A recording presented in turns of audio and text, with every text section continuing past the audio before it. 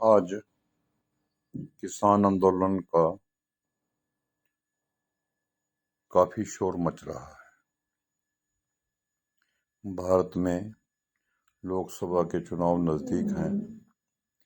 विपक्षी पार्टियों की राजनीति, जो कि तुष्टीकरण और भ्रष्टाचार पर आधारित है, सब दुकानें बंद हो चुकी हैं। देश में आग लगाने की कोशिश कर रहे जिहादी, आतंकवादी, तुष्टीकरणवादी और भ्रष्टाचारी नेताओं, कार्यकर्ताओं और तंजीमों को एक आंख भी देश की तरक्की नहीं बर्दाश्त हो रही है। मोदी का विजन, मोदी की नीतियां, मोदी की कूटनीति, मोदी की विदेश नीति, सब में भारत आज ऊपर की ऊपर सीढ़ियां चढ़ता जा रहा है। लेकिन भ्रष्टाचार का खून मुंह लगे हुए, तुष्टीकरण का खून मुंह लगे हुए विपक्ष को अब सिर्फ और सिर्फ एक ही रास्ता दिखाई देता है, देश में अस्थिरता फैलाना, देश में हिंदू मुसलमान के दंगे करवाना। जो पार्टियां 75 साल से इसी काम में लगी हुई हैं और खुद को सेकुलर के बुर्के में छुपा कर रखती हैं, और बीजेपी जो कि सर्व विकास, सबका विश्वास, सबका प्रयास की नीति पर चलकर आज देश को ऊंचाइयों पर ले जा रही है, उसी भाजपा के ऊपर कम्युनल होने का ठप्पा ये तुष्टीकरणवादी विपक्षी पार्टियां लगाती हैं। अब किसान आंदोलन के बारे में मैं किसानों से अपील करता हूं कि किसी बहकावे में ना आए। एमएसपी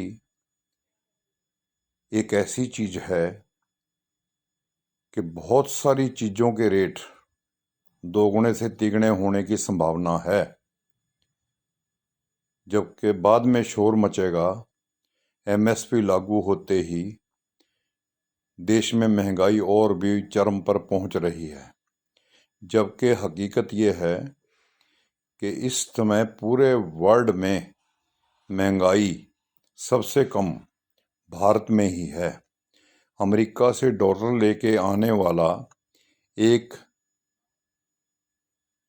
टूर पर निकला आदमी $100 में बड़े आराम से 2 या 3 दिन की यात्रा करके चला जाता है, और किसी भी देश में $100 में एक दिन भी निकल जाए तो बढ़िया है।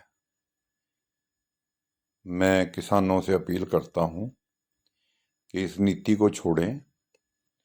हरियाणा, राजस्थान, यूपी, जहां जहां पे बॉर्डर सील होते हैं, दिल्ली के, हरियाणा के, राजस्थान के और यूपी के और पंजाब के, हिमाचल के 15 से 20 करोड़ लोगों पर इस चीज का डायरेक्ट असर पड़ता है। उनके व्यापार चौपट होते हैं, उनकी आवागमन चौपट होता है, उनकी स्वास्थ्य सेवाएं चरमरा जाती हैं, दूध, सब्जी, आटा, दाल, चीनी की बुनियादी सुविधाओं की ज़रूरतें की सप्लाई रुक जाती है, जिससे जनता को बहुत भारी परेशानी का सबब उठाना पड़ता है। इसलिए जहां भी आप आंदोलन करना चाहें करें, लेकिन उसी दायरे में रह करके जहां आपका आधार है। ये नहीं है कि सीधा चलो दिल्ली घेर लो। दिल्ली घेरने से कुछ नहीं होगा। तुम्हारी तंजीमें, तुम्हारे संगठन इस काम में बहुत सारे बदनाम होते हैं। ऐसा ना करें।